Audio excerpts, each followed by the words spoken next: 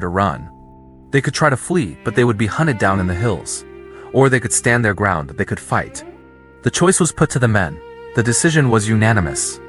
They would not abandon their post. They would fight to the last man, to defend their honor and buy precious time for the main forts to prepare for the onslaught. They knew it was a suicide mission, but for them, duty was paramount. Their final message was signaled back to Fort Lockhart. Understood. The battle began around 9 a.m. The massive tribal force swarmed the small outpost. The 21-6, from behind their low stone walls, unleashed a disciplined and deadly volley of fire from their Martini Henry rifles. The attackers, though numerous, were initially pushed back by the precise and rapid fire.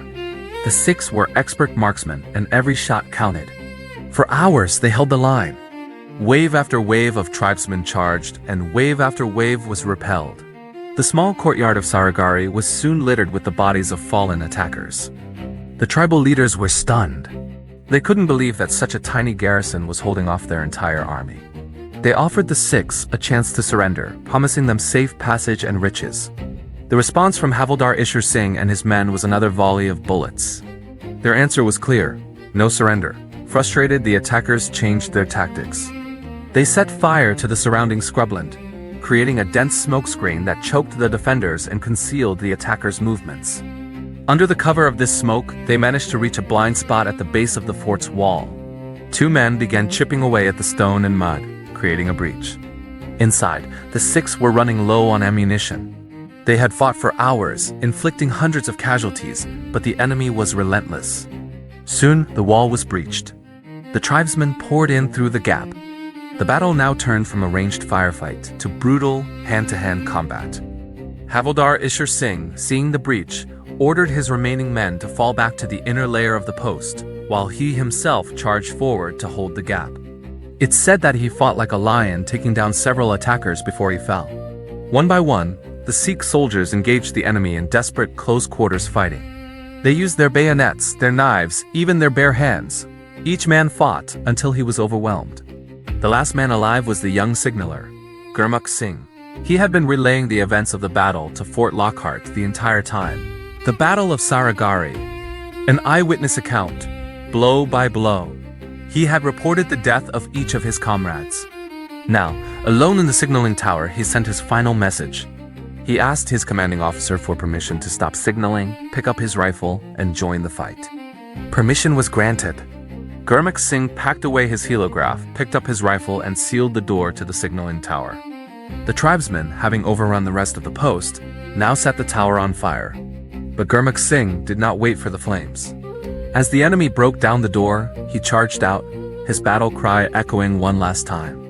It is said that he took down 20 men before he finally succumbed to the smoke and the blades of his enemies. He was the 21st and final soldier to fall. The battle was over. Saragarhi had fallen. Every single one of its 21 defenders was dead. But their sacrifice was not in vain. They had held off an army of 10,000 for over 6 hours.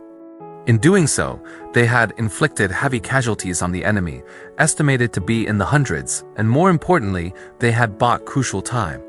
The delay gave Fort Lockhart and Fort Gulistan the time they needed to reinforce their own defenses. When the exhausted tribal army finally turned their attention to Fort Gulistan later that day, they were met with a prepared and determined garrison. Their attack failed. Within a couple of days, British reinforcements arrived, and the tribes were forced to retreat. The Saragarhi post was retaken. The entire uprising was quelled, thanks in large part to the stand made by those 21 men.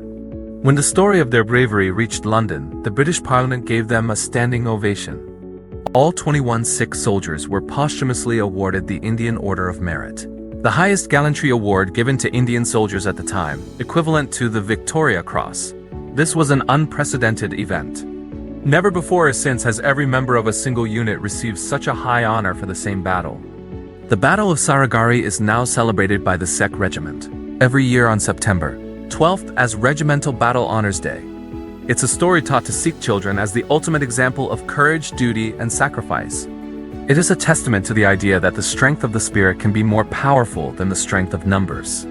21 men stood against 10,000, not for an empire, but for each other, for their honor, and for the duty they swore to uphold.